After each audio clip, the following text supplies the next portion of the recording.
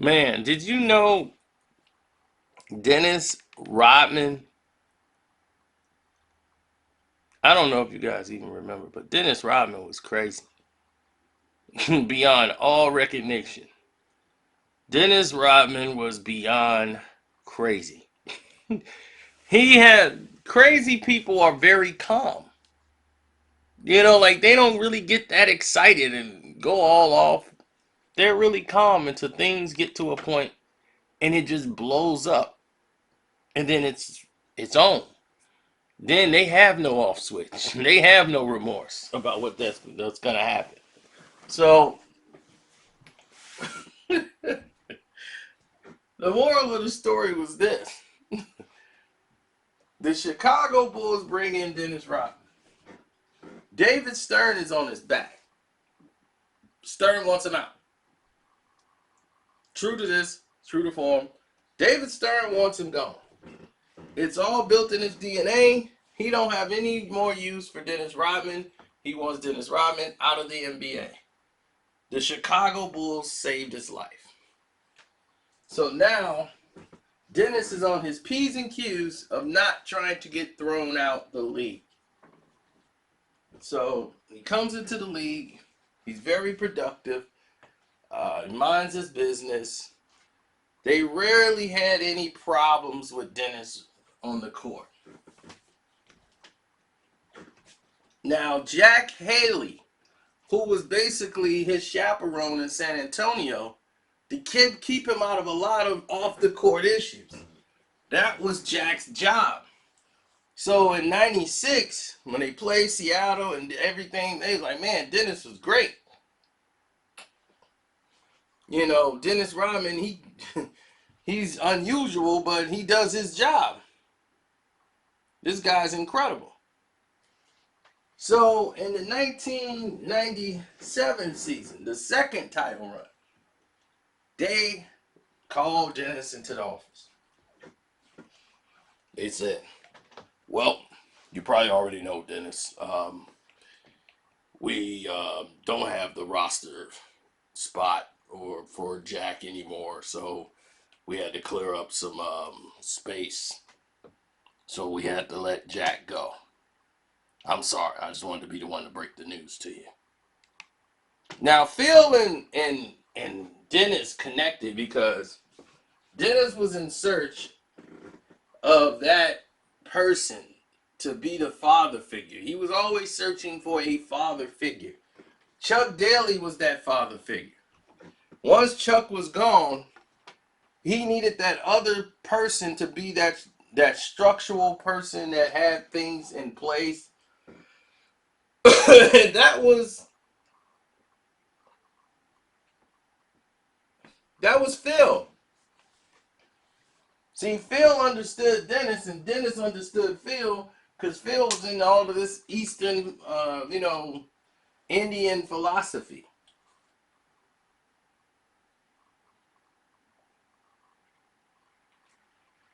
In other words, he was a hippie who popped a lot of pills, did acid.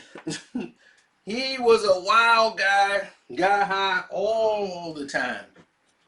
So this is somebody who was eccentric. He had beads from the 18th century from a tribe. And then he started talking to Dennis Rodman about tribes and how tribes do this and how they do this. And Dennis is fascinated. So him and Phil become really close in '97. In '97, him and Phil were like brothers. Jack Haley was gone, so Phil became that new guy, to rely information on. But as Phil and the season went on, Dennis want to go out and party every night. Dennis is getting big. People are falling in love with Dennis Rodman, the superstar. So he's going out every night, partying. Now he knows he's got somebody who's okay with his behavior just as long as he's performing on the court. And Phil Jackson. Now you got a new problem. Because the new problem is Dennis Rodman is starting to fall apart. one of his wives or his wife, she's coming out with a book against Dennis. She's fighting with him with the kids. Dennis is in a whole mental space where he's breaking down. He needs to go out and have a good time. Michael Jordan specifically said, it's a big game coming up. We need to take this game. We can't lose it. So Michael said, look, we can't afford to lose these 2 games coming up. You know, we gotta at least take both of them, but we cannot afford to lose both. We can't lose ground in the division. Let's stay where we are. Stay focused. These are some key games coming up, and we don't want to lose, you know, home court and all of these different things here because he hate having to go to the road. Less road games as possible. I mean, more nights you get to sleep in your bed during the playoffs.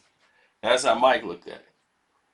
Rodman, he's mentally out of it. He needs a distraction. So Rodman runs out. He's hitting the streets. Now, Dennis Rodman friends now that he's hanging with are not the type of friends that your normal gathering is. There's one guy who looks like a stockbroker, another guy that looks like he's a bouncer, and then there's somebody that looks like Dennis Rodman wearing a wig. And it was this Dennis Rodman wearing a wig. And then the other person next to him looks like doggone Mr. T in a wig, saying that she's a woman. So anyway, one crazy night, they're having a crazy party. Dennis ain't supposed to be out. This is the night he promised the team he's going to be in, you know, make sure he's doing X, Y, and Z, ain't going to be out all night. He's out all night. It's 3 in the morning, and things are starting to get crazy. They go to an after party at one of their friends' house. There's pills, there's coke, there's everything everywhere. Liquor, everybody's doing stuff. Dennis is not doing any drugs whatsoever. That's 100%. He's just drinking like a fish. And while he's drinking, one of the guys that's there, one of his little white friends, walks up and says to Dennis, you better get him before I get him. And he was very mad. And we're like, well, what's going on here? So what happened was actually the one that looks like Mr. T in the wig, that was an incident he was having. I guess they were like boyfriend, girlfriend, or whatever. His girlfriend was the Mr. T in the wig who kept calling himself a female. And he had a problem with it. Listen here. I told you, you don't grab my butt like that no more until you break up with a woman. Now you ain't broke up and you ain't told me that you had a girlfriend. That skinny little heifer, I'll break her in half. I don't like nobody telling me lies. So, next thing you know, that girl is there. She shows up at the party and she's with him like, you're not a woman.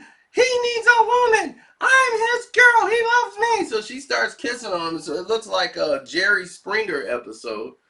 All you was missing was somebody going, Jerry, Jerry. But Rodman's right there.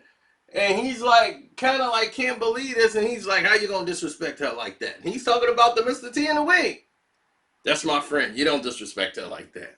So Dennis is talking to the girl like that.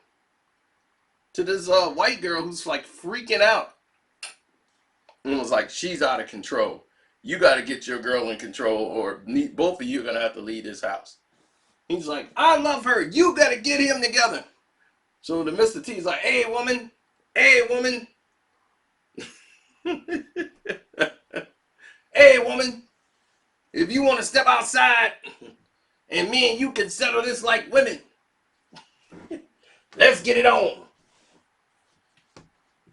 So, mind you, this is a Mr. T in a wig. The white girl is a scrawny little bitty girl, and she wouldn't last 30 seconds in there with Mr. T. So she grabs a glass that they had on the table. She's freaking out. Oh my God, I'm gonna fucking kill you! She grabs the glass, she breaks it, and the glass like cut Dennis. It cut him on his hand, and like, he has some scratches on his face. Oh my God.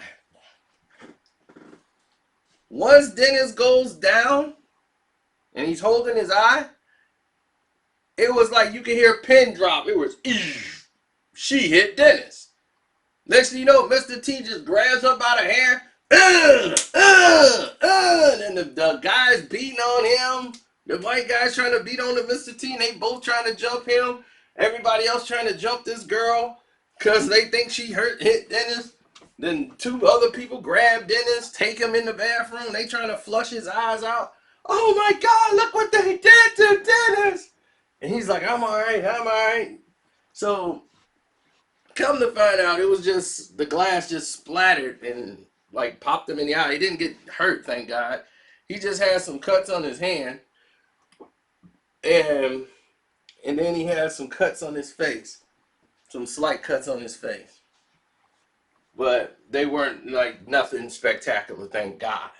It could have got worse. But now the cops are gonna get called in a minute, and there's drugs and pills everywhere. So everybody's like, look, everybody's gonna get out. Somebody's gonna call the cops. My neighbor's gonna call the cops. Sure enough, cops are getting ready to show up. They finna get Dennis out of there. So they got Dennis out. They're rushing Dennis down there. He's walking. People are in a panic rushing, and Dennis is just walking. Walking towards the car. He's got his hand wrapped up. The cops show up. They're running like, well, we heard a disturbance, Dennis. He's like, oh, yeah, it's just some people up there having a party. You know, just neighbors. He's like, oh, great, Dennis, you going to be ready to go? Like, oh, yeah, I'm ready to go tomorrow. He's like, I'm finna ice my hand down, go home. He talked to the cops. He was so cool, calm as a cucumber. They didn't even go upstairs. They didn't even go upstairs. The cops is down there. They talked to Dennis for about 5-10 minutes. Next thing you know, the whole thing was forgotten about. They was like, go on, Dennis, man. Just keep it down, man. And that was a crazy Rodman story that went down. The girl with the Mr. T, who knows what happened to them. And that was just one of the many nights Dennis had some crazy incidents. So we'll get into some other stories later. Patreons, I'm out.